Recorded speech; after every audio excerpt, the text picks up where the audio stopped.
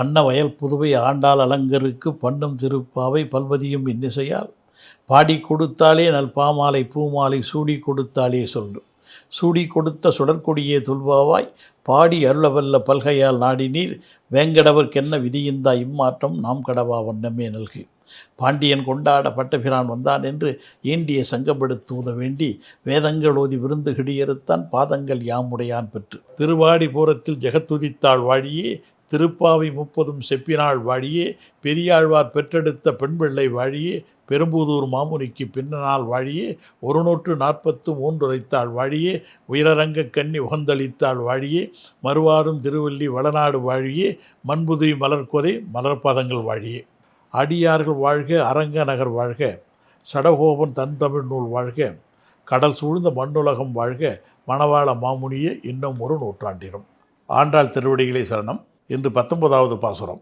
குத்து விளக்குகள் 4புறமும் எரிய யானை தந்தத்தால் செய்த கட்டிலையுடைய கட்டிலில் மெத்தென்று மிதுவாயிருக்கும் பஞ்சு மெத்தையின் மேல் ஏறி கொத்து கொத்தாக மலர்ந்திருக்கும் பூக்களை அணிந்த கூந்தலையுடைய நப்பிண்ணை பிராட்டியை தன் மீது அணைத்து கொண்டு உறங்குகிற பரந்த மார்புடையவனே, வாய் திறந்து ஒரு வார்த்தை சொல்வாய்.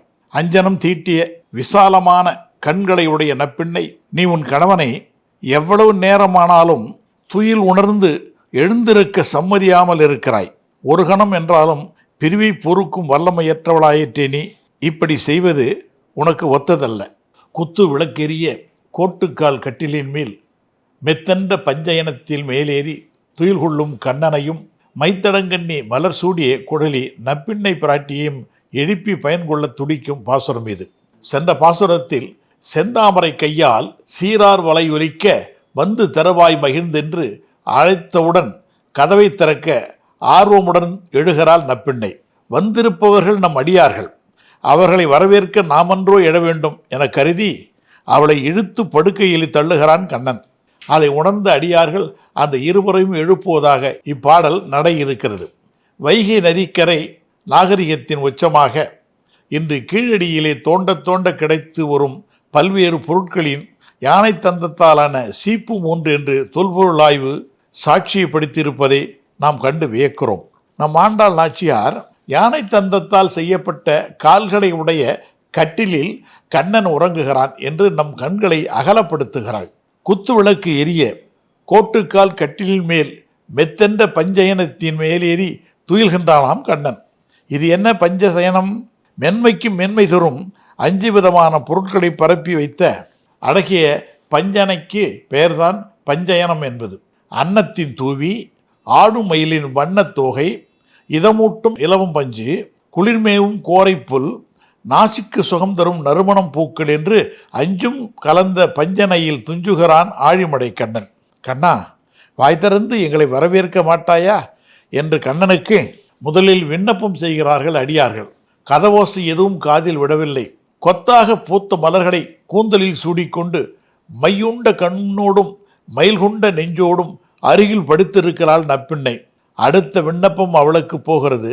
கண்ணனை எடுத்து கண்ணிலே மையிட்டு நீ கட்டி வைத்து கொண்டால் நாங்கள் என்ன செய்வது? கண்ணன் உனக்கு மட்டுமா சொந்தம்? கண்படைத்த அனைவரையும் கவர்ந்து விடும் கருணை கடல் அல்லவா அவன். காருண்யத்தை எங்களுக்கும் பங்கு வைக்காமல் நீ மட்டும் சுகிப்பது என்ன நியாயம்? அவனை எழுப்பிவிடு என்று கருணை மனு போட்டு காத்திருக்கிறார்கள் அடியார்கள். அன்பு கொண்டு அடைக்கலம் படும் அனைவரும் அவன் சொந்தம் அல்லவா?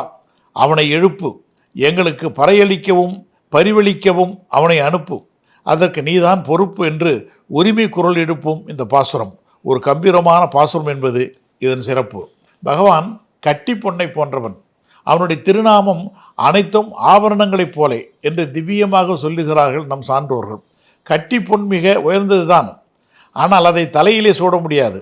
கழுத்திலே அணிய முடியுமா என்று கேட்டு அவனது திருநாமங்களில் ஓதி ஓதி உயிர் தடைக்கும் உத்தமர்கள் அவனது கடைக்கண் பார்வைக்காக கடைவாயிலில் ஏங்கி கிடக்கும் இது போன்ற ஏழை என்னவென்று சொல்வது? பகவானின் திருநாமங்கள் உடனே எடுத்தாளக்கூடிய ஆபரணங்கள் அல்லவா? அவற்றை அணிந்தும் மகிழலாம், அணிய செய்தும் மகிழலாம். நாம் இந்த இரண்டையும் செய்து இன்புற்று வாழ்வோம், பரம்பொருள் போற்றி பண்புற்று வாழ்வோம். இந்த பாசுரத்தின் உட்கருத்து, இறைவனை அடைய இறைவியின் துணை வேண்டும். இறைவியின் துணையை பெற இறைவனின் பாத கமலங்களை பற்ற வேண்டும். எனவே ஒருவரை விட்டு ஒருவரை பற்றினால் மட்டும் வீடு பேறு கிடைக்காது, இருவரையும் பற்ற வேண்டும் என்பது தெள்ளத் தெளிவாக தெரிய வருகிறது என்பதாம். இறைவனை மட்டும் பற்றினால் சூர்பனகைக்கு நேர்ந்த கதி நமக்கும் நேரலாம், இறைவியை மட்டும் பற்றினால் ராவணனுக்கு நேர்ந்த கதி நேரலாம். எனவே இருவர் திருவடிகளையும் பற்றுவதே வீடு பேரடைவதற்கு உகந்த வழி என கொள்ள வேண்டும். இடைப்பிள்ளையாகிய ஆயர்குலத்தில் வந்து தோன்றிய எம்பெருமான் வைகுண்டத்தை அடைவதற்கான உபாயத்தை காட்டியிருக்கிறான். உலகத்தில் சாமானியமாக வைகுண்டம் எங்கே இருக்கிறது என்று கேட்டால் மேலேயே கையை காட்டி விடுவார்கள். அடுத்து வைகுண்டம் இங்கே இருந்து எவ்வளவு தூரம் என்று கேட்டால் மேலே இருக்கிறது வேண்டுமானால் யாரும் கைத்தட்டி சொல்லிவிடலாம். எவ்வளவு தூரம் என்று கேட்டால் யாருமே சொல்ல முடியாது. ஸ்ரீரங்கம் எவ்வளவு தூரம் என்று கேட்டால் சொல்லிவிடலாம். காஞ்சிபுரம் எத்தனை தூரம் என்று கேட்டால் சொல்லிவிடலாம். ஆகையால் நாம் வைகுண்டத்துக்கு போக வேண்டும் என்றால் படிக்கட்டுகள் வேண்டும். இங்கிருந்து வைகுண்டம் போக வேண்டுமா? எத்தனை படிக்கட்டு ஏற வேண்டும்? சோழிங்கபுரத்தில் இருக்கிற மாதிரி இருக்குமா? 1300 படிக்கட்டுகள். அதை பார்த்துக்கிறோமே, பகவான் தான் மேலே அழைத்து கொண்டு போக வேண்டும் என்று தோன்றுகிறது. இப்படி இந்த பூலோகத்தில் ஒரு மலை மேலே ஏற எவ்வளவு படிக்கட்டுகள் என்றால் வைகுண்டத்துக்கு போக எத்தனை படிக்கட்டுகள் வேண்டியிருக்கும்? 9 படிக்கட்டுகள் தான். அந்த 9 படிக்கட்டுகள் ஏறிவிட்டால் 9வது படிக்கட்டில் பரந்தாமன் நின்று கொண்டிருக்கிறான், நம்மை கட்டி அணைத்து கொள்வான். அதிலும் முதல் 5 படிக்கட்டுகள் தான் நாம் ஏற வேண்டும். 6, 7, 8, 9 இந்த 4 படிக்கட்டுகளையும் நம்மால் ஏறவே முடியாது. அவன்தான் நம்மை அவற்றை ஏற்றி வைக்க வேண்டும். ஆனால் அந்த முதல் 5 ஏறுவது எவ்வளவு சிரமம்! அதிலும் முதல் படிக்கட்டு ஏறுவது ரொம்ப சிரமம். ஒவ்வொரு படிக்கட்டுக்கும் ஒரு பெயர் உண்டு. முதல் படிக்கட்டு விவேகம். பரம்பொருள் ஒன்றே என்கிற உண்மையை அறிந்து கொள்வதும் நாம் பார்ப்பதும் அனுபவிப்பதும் தற்காலிகமானது என்று உணரும் அறிவு விவேகம். நிர்வேதம். கடந்த காலத்தை எண்ணி வருந்துதல், இறையுணர்வு அற்று அவன் திருநாமத்தை தெரியாது, அவனிருக்கும் ஊர் நாடாது, அவன் அடியார் அடிப்பொடியாய் இராது, வீணில் காலம் கழித்தேனே என்று வருந்தும் இந்நிலை விவேகம். அடுத்து 3வது படி விரக்தி. தாமரையின் தண்ணீராய் இருக்கும் நிலை, எம்பெருமானே எல்லாம் என்ற நிலை வந்துவிட்ட பிறகு பற்றை விட்டு விடத் தோன்றும். அதுவே வைராக்கியம். எம்பெருமான் திருவடியை பற்றுவதே வைராக்கியம். 4வது படிக்கட்டு பிறவி பிணியை கண்டு அஞ்சுதல். 5வது படி இறைவனை சரணடைதல். இறை அனுபவத்தை பெற என்ன செய்ய வேண்டும் என்று கட்டித்தருகின்ற படிக்கட்டு இது. 6வது உக்கிர மனம். இந்த சரீரத்தை விட்டு ஆத்மா வெளியேறுகிற நிலை. 7 அர்ச்சிராதி மார்க்கம், வைகுண்டத்தை நோக்கி பயணம். இதற்கு வெளுப்பான மார்க்கம் என்ற பெயர். 8 திவ்ய தேச பிராப்தி. விராஜ நதி நீராடலுக்கு பிறகு வைகுண்டம் புகழ். 9 பிராப்தி. உயர்ந்த அலங்காரம் கிடைக்கின்ற மாணவன் மனிதன், ஆமானவன் மனிதன் அல்லாத தேவ புருஷன். அவனை கைப்பிடித்து அழைத்து செல்லுகிறான். நமக்கு கடமை நம் வாழ்வு அமானவன் கரத்தால் தீண்டப்படுவதே ஆகும். ஆகவே இந்த 9 படிகளை கடந்தோமே ஆனால் வைகுண்டத்திலே எம்பெருமான் இருக்கக்கூடிய இடத்துக்கு துவாரபாலகர்களை தாண்டி உள்ளே போனால் அங்கே பரமாத்மா ஆதிசேஷன் மேலே ஸ்ரீதேவி, பூதேவி, நீலாதேவி சமேதராய் வீற்றிருக்கிறான். வீற்றிருக்கும் திருக்கோலத்திலே ஒரு பாதத்தை தொங்கவிட்டு கொண்டு இன்னொரு பாதத்தை மடித்து வைத்து கொண்டு அமர்ந்த திருக்கோலத்தில் காட்சி தருகிறான்.